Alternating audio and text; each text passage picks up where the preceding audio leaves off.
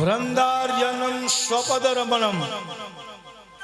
વૃંદાવનની રેતી, પછી રમણ રેતી હોય, વ્રજની રજ હોય, એ બહુ મીઠી લાગે.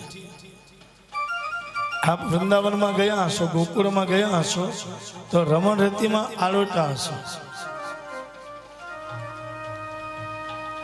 આ રેતીમાં કોણ કોણ આલોટું છે? ઊંચો હાથ કરો છો.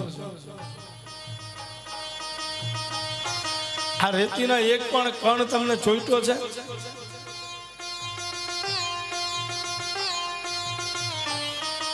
તમે એનો એક દાણો લઈને બહાર નીકળાશો, તમારા કપડામાં, તમારા શરીરમાં આ રમણ રેતીનો એક પણ દાણો ચોટતો નથી. અને ગમે એટલા આડોટો, ગમે એટલા આડોટો, આનંદ જ આવે, આનંદ જ આવે. સ્વપદ રમણમ. આ વ્રજની રજ મીઠી લાગે, આ રમણ રેતીમાં આરોટવાની ઈચ્છા થાય. એનું કારણ છે કે ભગવાને જે ગાયો ચરાવી વ્રજ મંડળમાં, એમાં ક્યાંય પણ પગરખા કે ચપ્પલ નથી પહેર્યા. એક બાજુ કાપૂસ રાખો અને એક બાજુ ઠાકોરજીના પગ રાખો. જેટલો કાપૂસ નરમ છે એના કરતા પણ વધારે ઠાકોરજીના ચરણ એકદમ કોમળ છે.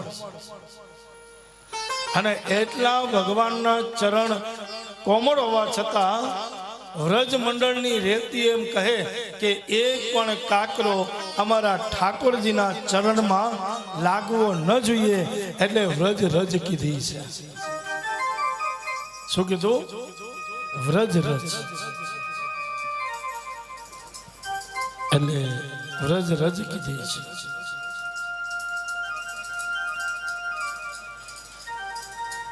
ગાયો ચરાવી એમાં ક્યાંય પણ પગરખાં કે ચપ્પલ નથી પહેર્યા. ભારત દેશની 3 જગ્યા એવી છે. એક રમણ રેતી,